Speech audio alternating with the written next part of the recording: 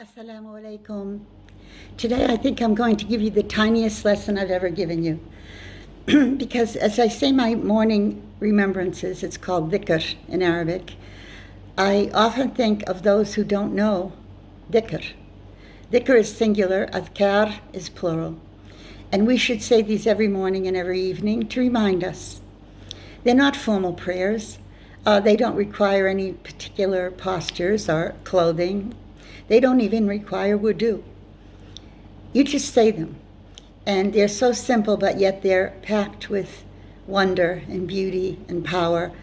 And, here, everywhere, not just here, people are stressed because of the situation. And they're sad. And, this book, I think I've showed it to you before, Fortress of the Muslim, has these remembrances. And another book, it's called The Weapon of the Believer, and it also has these remembrances. So think about those words, fortress.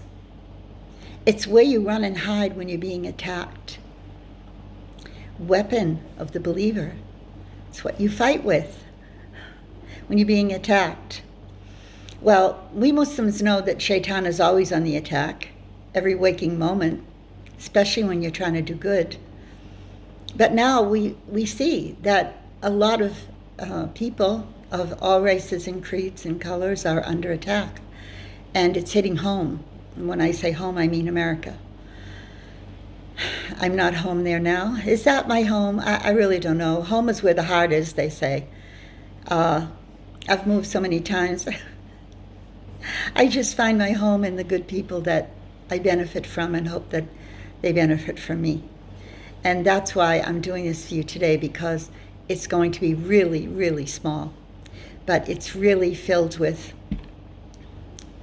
blessings because it's a remembrance. So I think I'll only do one today simply because I'm leaving quickly. It's exam time here, and everything is more or less pushing the envelope is what we say.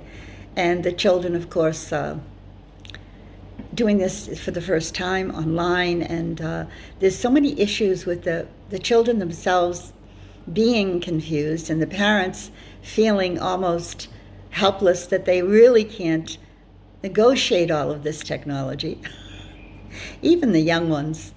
So if you can say this, maybe it would help you during your day. I don't know how your day is going, but it would help you in any time, and especially in stressful online learning. And so this is the one that I've chosen for you today. Most of the time, they start with Allahumma. And Allahumma means Allah, Allahumma, his attributes, his names, and the miracle of who he is and what he can do. So we start with Allahumma. Allahumma afani fi badani. Oh Allah, preserve me in my badan means my body. Afani means don't let me get sick.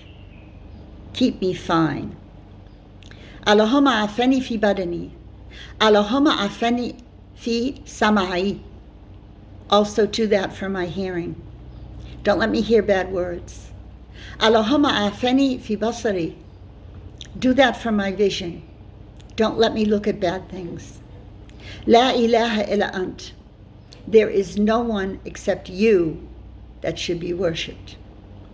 Allahumma, again, inni a'udhu bika min al-kufr wal-faqr. I seek refuge in you from disbelief and from poverty. Wa'udhu bika min adhab al-qabr. And I seek refuge in you that I can be resting in my grave and not being tortured in my grave, because this is an Islamic belief. La ilaha illa ant. In other words, you're asking Allah to keep you safe everywhere you are, and to not let evil come to you everywhere you are. Here is another. Allahumma, and I keep saying I'll just do one, but Allahumma inni a'udhu bika min al-hammi wal-huzn. Allah, I seek refuge in you from anxiety and sadness. Wa a'udhu bika min al-ajiz wal-kasal. Ajiz means, which what I was when I hurt my arm. It means to be, sometimes they say it means to be old age, ajiz, you're senior citizen.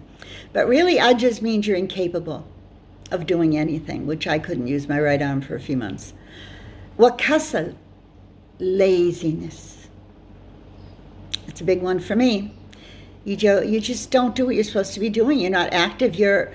Are you playing with your phone perhaps? Could that be called kasal? Yes, it could.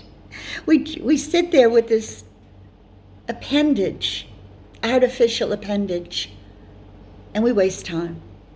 And that's called laziness. Yes, it's called kasal. Wa'udhu bika min al-jubn wal-bukhl. I seek refuge in you from jubn, and that means cowardice. Wal-bukhl, and that means laziness. I'm sorry, bukhl means stinginess. To be a miser and not give people what they should get, and not give charity. وَأُعُوذُ بِكَ مِنْ عَذَابِ فِي نَارٍ غَلَبَةِ الدَّيْنِ وَالْقَهْرِ الرِّجَالِ. What we know about غَلَبَةِ الدَّيْنِ, غَلَبَة means to be victorious, to win something over someone else. So here, غَلَبَةِ الدَّيْنِ, if you owe money, that dain, that money you owe, is probably including interest. And that fact that you're paying interest on the loan is going to yaghlibak. It's going to overcome you. It's going to overwhelm you. You won't be able to buy what you need or what you want, and you're stuck with that around your neck forever, usually. So you seek refuge in that. Please, Allah, help me to pay it off. And the last one is وَقَهْرَ الرِّجَالِ. And this is what I'm thinking of now with what's going on. Qahara means to be vanquished. Interestingly, the old capital of Egypt was called Fustat, and it was changed to Al-Qahira, and that means the vanquisher. So, Qahra Rijal, Rijal is men, and when you don't want to be vanquished by men, nor do you want to be overwhelmed by a loan, isn't that mostly what people are living in right now? Everyone is, Prophet Muhammad said everyone would be, participating in riba, which is haram in Islam. It's something which, it's one of the major sins. It's huge, actually. And the imams don't talk about it on the manabir. That means they don't do it in their Friday sermons. On the minbar, which is that podium which they stand up on, no one ever talks about it. And it's really sad because that's supposed to be, that podium and that Friday prayer means this is important for the congregation. And you must stand up, as Allah says in the Quran, arise and warn. Qum wa'anzur. Arise and warn. Yes, warn of what? Warn of sin. Warn of the hellfire. Warn of what you know you ought to be warning about. So, Allah has told us that riba is from Satan, and those who consume it and those who rise up by it are touched by Satan. Yes, it's in the Quran, in clear Arabic. Now, as I've told you, I was raised Catholic, but I'm always interested in Protestant versions. I'm interested in all religions, so I just read about everything. But the Protestants were unique in that they would have their pastors, but they wouldn't really call them pastors. They called them ministers or reverends. And they weren't priests. They got married, and they didn't live alone with a bunch of men. They actually lived with a family and so forth. And they were famous in the early New England colonies and up until the 20th century, really. And there are a few still left. They call them the fire and brimstone preachers. And they would arise and warn about the hellfire constantly. And they would warn their congregation about what would put you in the hellfire. And it was the usual major sins that we all know, lusting and murder, rape, pillage, whatever, stealing. We all know the major sins, and they are in every religion. But interest, riba, as it's known in Islam, is unique in the doctrinal, we call it the aqidah, principles of Islam. Although the Catholics used to forbid it, and they stopped.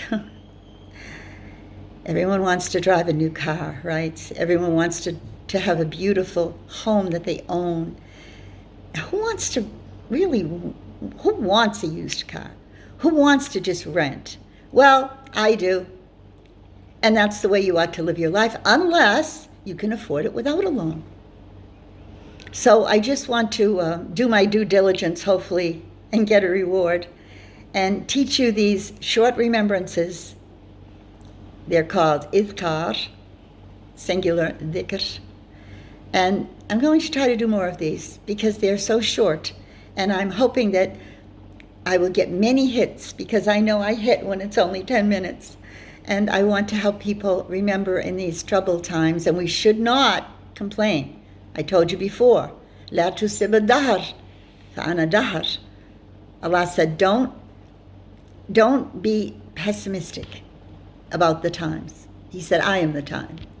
So he can switch this whole thing to wonderful times. As he says, he could do it in the blink of an eye. Kun for yakun. Just say it, and it will all stop. So let's try to just say these little remembrances and see what the Almighty Allah can do.